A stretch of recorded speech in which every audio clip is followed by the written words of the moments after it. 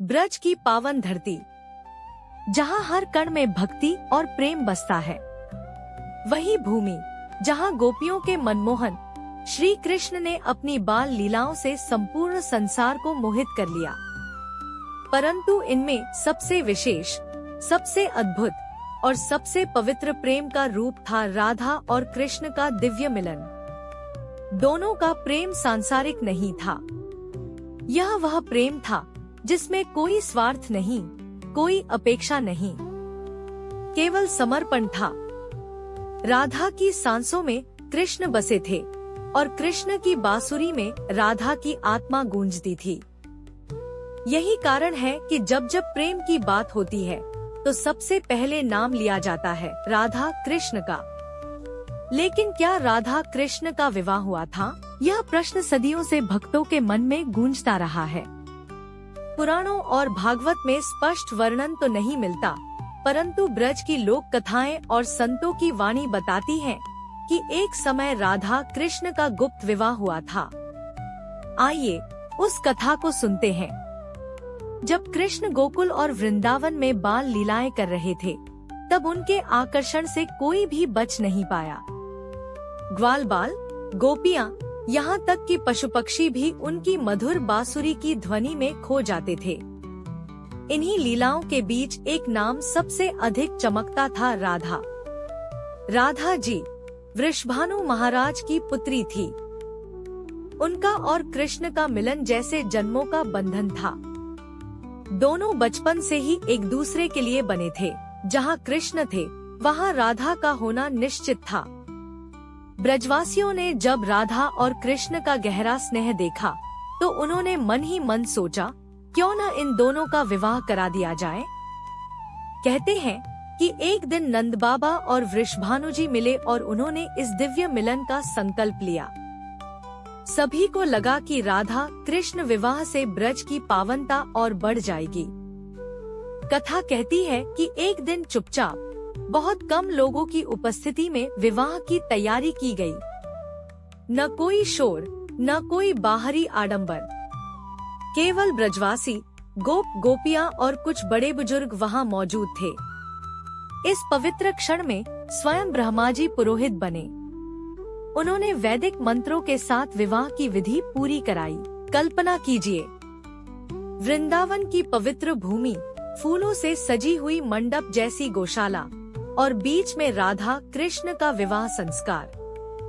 गोपियां मंगल गीत गा रही थी, ग्वाल बाल पुष्प वर्षा कर रहे थे और पूरा ब्रज लोक आनंद में डूबा हुआ था। जब ब्रह्मा जी ने राधा का हाथ कृष्ण के हाथ में दिया, तो वह दृश्य इतना अलौकिक था कि स्वर्ग के देवता भी इसे देखने धरती पर उतर आए। कृष्ण ने राधा से वचन लिया, राधे, हमारा यह मिलन केवल इस जन्म तक नहीं, अनंत जन्मों तक रहेगा।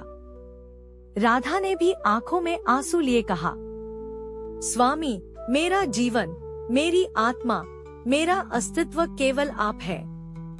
चाहे संसार कुछ भी देखे, मेरा हर श्वास आपके नाम से ही जुड़ेगा। लेकिन यह विवाह गुप्त रखा गया। कारण था कृष्ण की आने वाली लीला। कृष्ण का जन्म केवल वृंदावन की गलियों में खेलतमाशा करने के लिए नहीं हुआ था।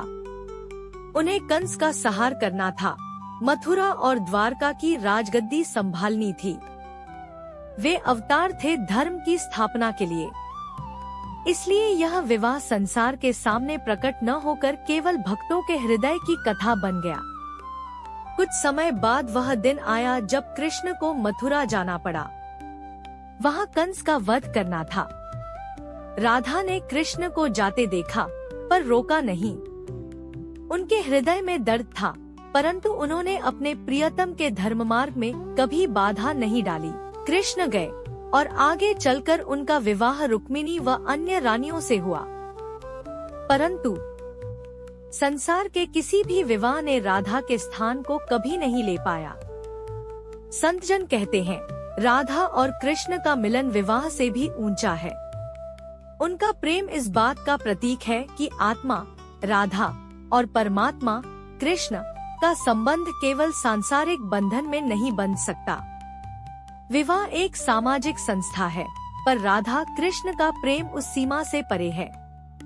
वह प्रेम है जहाँ कोई वचन नहीं चाहिए, कोई शर्त नहीं चाहिए, केवल समर्पण चाहिए। ब्रजवासियों की मान्यता है कि राधा और कृष्ण का विवाह भले ही गुप्त रहा हो, परंतु वे सदा के लिए अविभाज्य दंपति हैं। यही कारण है कि मंदिरों में जब भगवान कृष्ण की पूजा होती है तो उनके साथ राधा रानी की भी पूजा अनिवार्य है। कृष्ण बिना राधा अधूरे हैं और राधा बिना कृष्ण के।